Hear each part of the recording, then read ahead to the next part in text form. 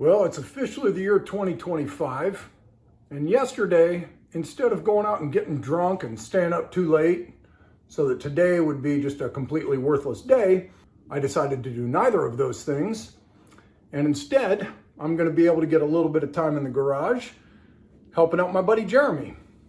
Now, for anyone who hasn't yet seen, Jeremy Ductasil recently acquired a Notchback, which is less assembled than my car, but probably far more complete.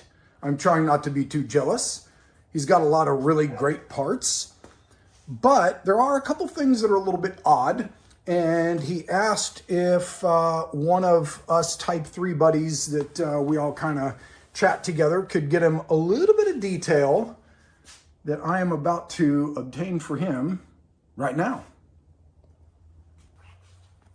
When I obtained my car, the previous owner had this seat bottom and a different seat back, and the seat back was installed only friction fit. And as I generally tried to do when I put in this other seat back that I pulled out of a fastback at Way Out Salvage, I tried to leave it a little bit better than I found it. The seat bottom pulls out relatively easily. We just lift up on the front, pull it out. The only challenging part is angling it so that you don't mess up your armrests, of which I only have one. But when you've got your door open like this, it makes it a whole lot easier. We can just kind of tip it up and pull it out.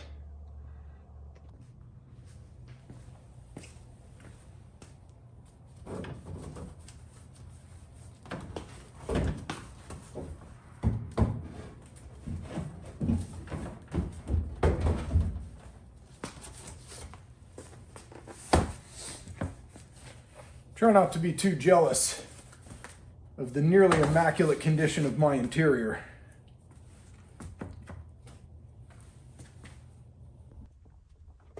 Well, it's kind of funny how our mind plays tricks on us. I had remembered doing something that apparently I could not do, probably because I wanted to, and yet failed. So you see this bracket here. There's also one over on this side. And clearly, that is meant to fit over a stud, and then a nut will hold it in place, would be my guess. But I don't have that luxury here. Whatever fastening method it was, whether I'm right or it was different, doesn't seem to exist on this body. Perhaps it's different from year to year. I'm not really sure, because here looks like a original section of the body, as opposed to here, which clearly there's been a section welded back in. And yet neither of them seem to have the provision to secure this seat back. And yet right here, we do have some female threads. Maybe in this year it expected to have a single bracket come down and a screw or bolt to go through it. Not sure which. Maybe somebody out there knows. Anyway, that's not the question Jeremy had. Just sort of a side point. All right, let's begin by getting this guy out of the way.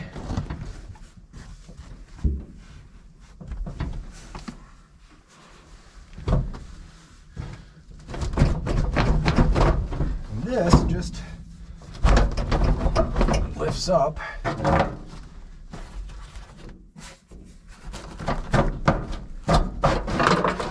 and pulls out.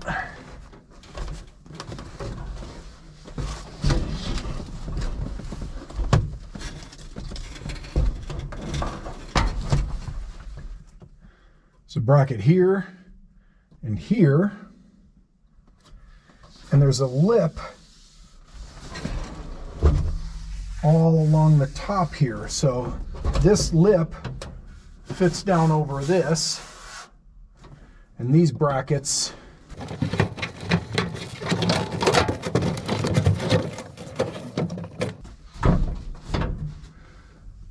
grab this and this tab. And would you look at that? I lost this while installing my motor not too long ago. Looked all over the place, couldn't find it.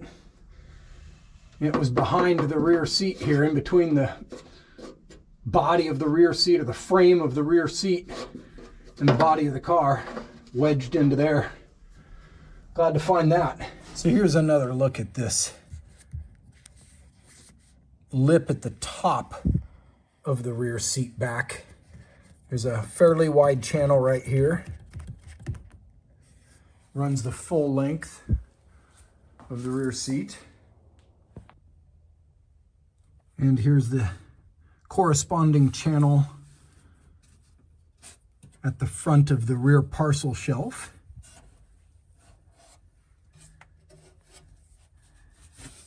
You can see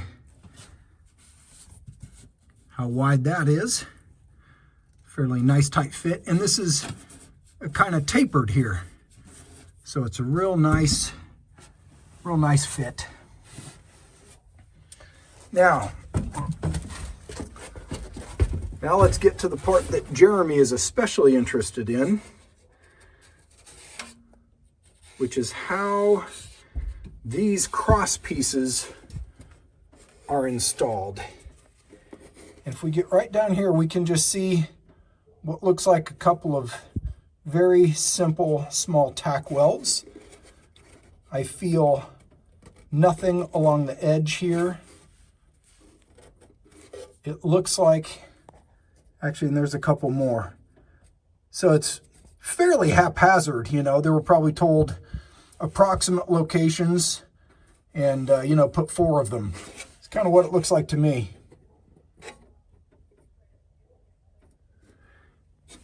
Now I'll probably have to look at the other side of the top here to know for sure. I feel like I'm maybe seeing a tack weld here, which would make sense. It would be the extension of this part of the channel. Probably another one there. And I'm sure there's, you know, more over here. But we'll look at it from the other side as well. And if we come down to the bottom, here we are again. 1, 2, 3, 4 tack welds. Now, does that mean that you couldn't just run a bead along here? Absolutely not. I mean, that would be even more secure, right? But they were just slapping these things together, and that's what they did. So here we are at the back side of those same brackets. And you can see, in my case at least, there's just a, I don't know, 1/4 of an inch gap between the inside edges there. And determining exactly where the spot welds is probably a little harder to do than I was hoping. But if I was to guess, I would say they're probably right in this area, possibly just 1 on each. But again, you know, if you could just get in there and run a bead along the edge, probably even better. I think that's probably how I would do it if I was putting it in. Now we can get a real good look at just how awful this is on my car. Actually, I'm kind of surprised at how solid it is. That might not be as bad as I was thinking it was. This was one of those things on my car where I was like, I'm going to cover that up and not think about it for a while. But I think maybe it's not as bad as I was thinking. Anyway, here's some more insight into things that most people don't ever see on these cars, for whoever may have interest.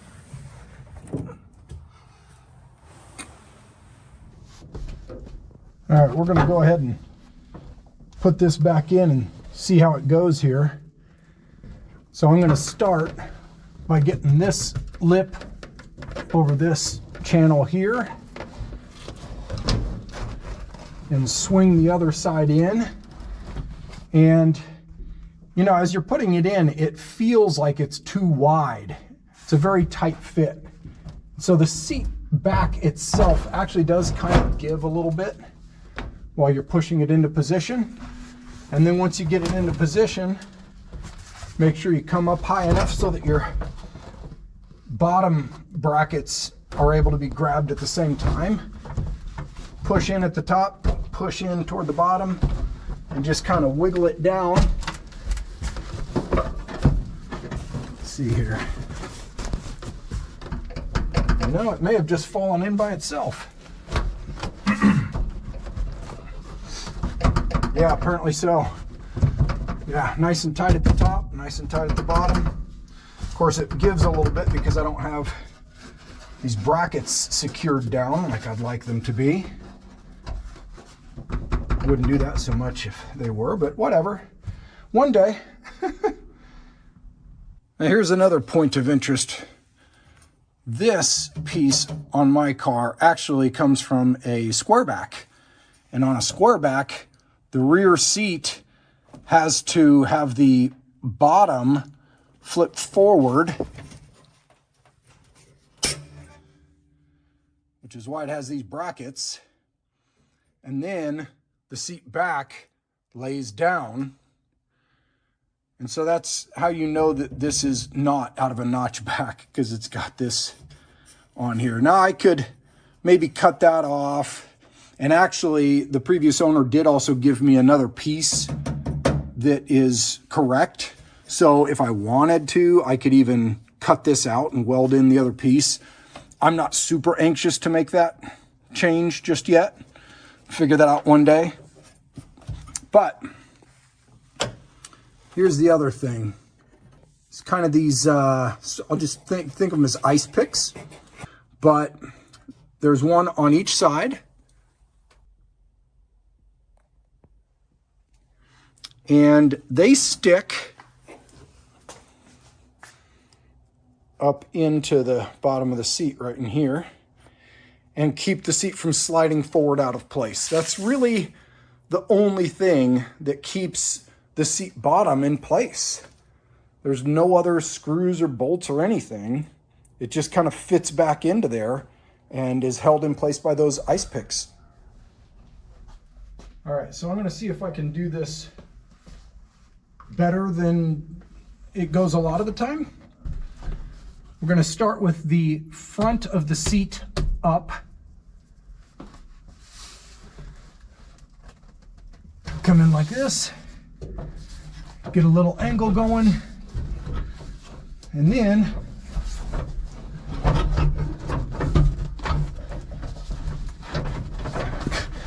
inevitably something will get snagged. There we go. All right, now that we're lined up, we can just push back. That might not have seemed very smooth, but believe me, it can be a whole lot less smooth than that. I can attest to that from many, many different times. And now it's not quite in place yet, so we're just going to lift up on the front a little bit here, slide it back, and shove it down in the front here, making sure that those ice picks grab the frame. And that's secure.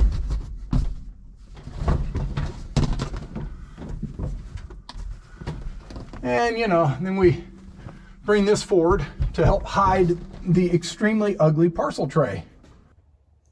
So there you go. There's a look at some things that a lot of people don't ever see in a Type 3, specifically a Notchback.